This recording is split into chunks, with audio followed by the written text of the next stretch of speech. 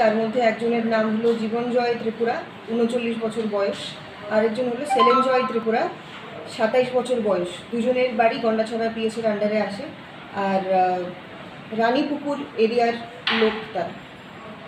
এখন current rate যেটা চলছে আমাদের জানা মতে একটা কেসের দাম 30,000 to 40,000 চলছে। আর আজকে আমরা যে দুটো কেস পেয়েছি এটার ওজন হলো 23.42 গ্রামস। ওদেরকে আমরা আটক করেছি, তাদেরকে আমরা ইন্টারোগেশন করব, করে আমরা জানতে পারবো যদি কোনো মেইন ডিলার থেকে থাকে। স্যার, বর্তমানে ব্রাউন সুগারগুলোর